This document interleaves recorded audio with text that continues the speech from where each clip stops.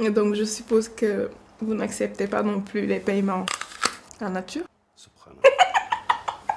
Salma et Rachid ont enfin fait les présentations officielles. Ah, il y a eu un truc, hein. Dès que Salma a posé les yeux sur Rachid, elle a tout de suite kiffé. Il y a eu un petit ralenti, là, ça voulait tout dire, hein. C'est un coup de foudre. Une connexion que les deux personnages ne comprennent pas forcément encore, hein, mais ça va venir. En tout cas, dès que Salma a vu Rachid là, looking fresh and clean, looking like a bag of money, hein, avec son outfit, là, franchement, le costumier ou la costumière de la série is doing a great job. Hein. Les acteurs et actrices sont toujours très élégants, surtout Rachid qui est obviously le personnage principal. Ses vêtements sont toujours au top et on adore. Salma a un peu repris ses mauvaises habitudes. Hein. Dès qu'elle voit un bel homme face à elle, bam, elle passe en opération séduction. Au fait, Salma la tudd.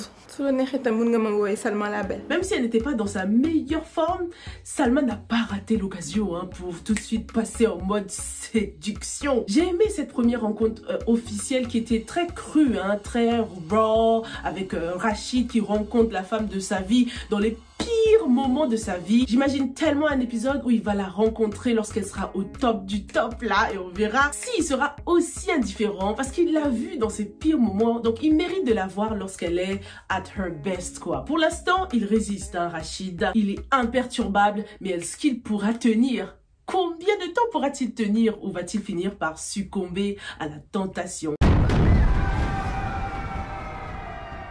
Dans cette vidéo, on va parler donc de cet épisode de Salma qui était hyper intéressant, très profond comme d'habitude. On va commencer tout de suite avec la scène du apple, hein, de la pomme. Dans cette scène, la pomme symbolise bien sûr la séduction, hein, comme vous l'avez, je pense, majoritairement compris. On connaît tous la pomme comme symbole de la saison 3 de cette série Infidèle. Donc je pense que vous avez presque tous pensé à ça. Dans la mythologie grecque, la pomme d'Aphrodite est le symbole de la séduction aussi. La pomme représente également la tentation. Il y a aussi une connotation religieuse hein, avec la pomme, avec l'histoire d'Adam et Ève, hein. Même si vous ne vous y connaissez pas en religion chrétienne, vous avez quand même une culture générale personnelle qui vous permet de comprendre de quoi il s'agit, hein, l'histoire d'Adam et Ève dans le jardin d'Éden. Du coup, par rapport à cette histoire, lorsque Adam et Ève ont mangé de ce fruit défendu, ils ont péché certes, mais ils ont aussi perdu toute innocence. Donc la pomme signifie aussi la perte de l'innocence, ce qui nous renvoie à la virginité de Salma qu'elle va perdre parce que Rachid deviendra son mari. La pomme, c'est aussi la désobéissance hein, et du coup un moyen de montrer la personnalité de Salma qui n'écoute pas forcément ses parents, qui n'en fait qu'à sa tête. Mais la pomme peut être aussi hyper positive. Donc, faut vraiment l'interpréter selon son contexte, hein, parce qu'elle signifie aussi la bonne santé, un healthy life. C'est d'ailleurs le symbole ou le logo utilisé parfois dans des hôpitaux ou dans des cabinets de dentistes pour symboliser la bonne bouffe, le fait qu'on mange bien et qu'on a des dents saines, on a une vie saine. Et ça s'applique à Salma aussi, qui se sent mieux, hein. Elle va sortir de l'hôpital, le coma est derrière elle, elle va vivre dans un environnement beaucoup plus sain maintenant et aspirer à un avenir meilleur. Donc, faut vraiment interpréter selon le contexte, hein, parce que Salma qui mange une pomme à l'hôpital, ça n'a pas du tout la même signification que la sœur de Rachid qui mange une pomme au petit déjeuner. Hein. Dans ce contexte-là, la pomme signifie l'amour et la vie saine, représentée par la sœur de Rachid qui est en train de manger dans cette atmosphère, dans cet environnement d'amour, avec ses parents, ils sont dehors, dans l'air frais, hyper positif quoi. Merci à vous de m'avoir corrigé concernant la mère de Rachid que je pensais était la sœur de Khadija. Apparemment, Khadija, c'est la sœur du papa de Rachid. Mais bon, ça va parce que l'analyse que j'ai faite s'applique quand même dans tous les cas. Khadija est obviously jalouse de cette famille, jalouse de tout ce que sa belle-sœur a en fait. Salma est donc arrivée dans cet environnement archi sain, cet appartement somptueux. Et ça faisait longtemps qu'on l'avait pas vu autant sourire hein, quand même. Même si on n'a pas encore eu l'occasion de la découvrir en profondeur. Mais la première fois qu'on l'a découvert dans le premier épisode, elle a beaucoup pleuré, elle était très malheureuse, elle était vraiment dans un trou noir quoi, alors que là, elle sort la tête de l'eau, elle sourit et ça nous permet aussi de découvrir sa personnalité. Elle est remplie de joie de vivre, elle a son côté gamine qui fait grave rire, c'est vraiment un bol d'air frais et ça va aider Rachid à se décoincer un peu quoi. J'adore cet appartement parce qu'il était rempli de symbolisme.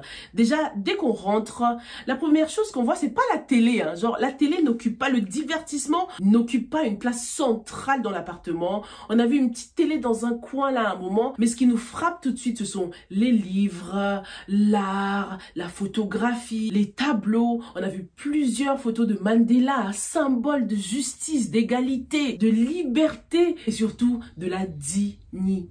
On a aussi vu un tableau de Thomas Sankara, icône panafricain. Le livre Becoming de Michelle Obama aussi qui était posé à côté du lit. Dans ce livre, Michelle Obama parle de ses racines et de comment elle a trouvé sa voie. Donc, ça met vraiment dans un univers qui va beaucoup l'aider, un univers thérapeutique qui va l'apprendre à se rappeler d'où elle vient pour pouvoir avancer, pour pouvoir savoir où elle va, quoi. Salma est complètement coupée de ses habitudes. Rachid l'a clairement plongée dans un univers inconnu et forcément le processus de changement n'est pas chose facile. On voit qu'elle est déjà en manque, elle a envie de trouver de la drogue quelque part. Franchement, c'était hyper crédible. Ça se voit que cette actrice a fait beaucoup de recherches, beaucoup de travail pour pouvoir incarner ce genre de rôle. Pas facile de se comporter en toxico lorsqu'on n'est pas toxico soi-même. Faut que ce soit crédible et là, franchement, c'était parfait, impeccable. Salma est tellement attachante et tellement down to earth. Elle parle avec tout le monde, elle prend personne de haut, que tu sois chauffeur, femme de ménage ou bonne. Elle ne te dévalorise pas du tout et surtout, elle ne fait jamais semblant, quoi. Salma a un bon cœur, c'est une gentille fille et on a envie qu'elle réussisse, quoi. Je suis contente que Rachid l'ait gardée parce qu'à un moment, je me suis dit, après le traumatisme qu'elle vient de subir, elle va peut-être vouloir rentrer chez ses parents, mais elle fait bien de rester à l'écart pour l'instant, surtout que si Moulay la trouve, il risque de s'en prendre à elle. Il a l'air de vouloir la retrouver morte ou vivante, quoi. Parlons maintenant de Tidiane et Kumba, notre premier couple toxique. Hey, qu'est-ce que tu fais? T'as ça en bas, change de ligne. Tidiane met énormément de pression sur sa femme et l'entourage le voit. La collègue de Kumba, c'est dommage, elle avait de bonnes intentions, mais la forme, c'était la forme qui n'allait pas, quoi. C'était un peu maladroit de faire ces réflexions-là à Kumba, dans ce setting-là, dans l'endroit où elle se trouvait. Et je pense qu'elle l'a compris, sa collègue. Elle partait d'une bonne intention, mais ce n'était ni le lieu, ni le moment de le faire, quoi. J'ai bien aimé la représentation des deux femmes qui étaient séparées par ce cubicle-là. Chacun était dans son coin, vraiment délimité par ce trait qui traversait l'écran et qui symbolisait les limites à ne pas dépasser. Les limites que cette collègue a fini par dépasser. En plus, elle parlait assez fort. T'imagines s'il y avait d'autres personnes dans la salle, ça aurait été très humiliant, très malaisant pour Kumba, qui s'est déjà tout de suite mise sur la défensive, qui s'est sentie très mal. Donc franchement, super représentation des limites dans le travail que cette collègue a fini par dépasser. En tout cas, elle a raison. Tidiane est un tyran. En fait, il a ses croyances et tout le monde doit faire comme ce qu'il croit, quoi. C'est my way or the highway avec lui. N'hésitez pas à vous exprimer dans les commentaires pour me dire ce que vous avez pensé du comportement de Tidiane. Est-ce que vous le comprenez? Est-ce que vous pensez que c'est à cause de son éducation qu'il se comporte comme ça? Un autre couple très toxique avec quelqu'un de très tyrannique, c'est celui de Raki et Moulay.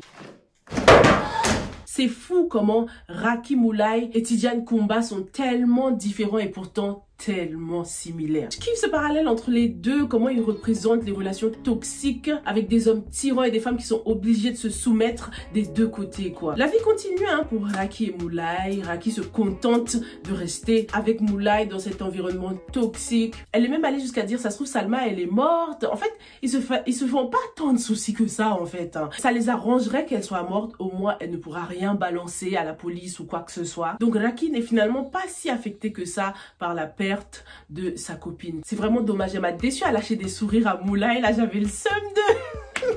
Parlons maintenant de Soumaya et son mari. La première question, c'est comment est-ce qu'ils se sont rencontrés ces deux-là, franchement, parce que ils n'ont rien à voir l'un avec l'autre. Franchement, on dirait qu'ils n'ont rien en commun. Ils sont opposés. C'était un mariage arrangé, je sais pas. Lorsqu'elle lui dit je t'aime, il répond même pas. Il lui dit oh chocolat, tiens.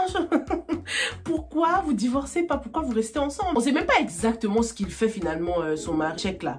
Qu'est-ce qu'il fait dans la vie? Donc il a suivi les conseils de Asta. Il a ramené du chocolat à sa femme. Il continue à voir Asta dans des lieux quand même publics. Ils se cachent pas en fait ces deux-là quand ils sont à l'hôtel. Ils vont bronzer, prendre un verre, se détendre, nanana. Et je pense qu'ils vont toujours dans les mêmes hôtels. Donc ils pensent que les gens vont pas les voir. Ça se trouve quelqu'un dans la banque, dans l'entreprise aura un contrat à signer avec un client à l'hôtel et bam, tomber sur Asta. Échec. Ils sont pas très discrets. Ça se voit que cette relation est vouée à l'échec. L'échec, chèque.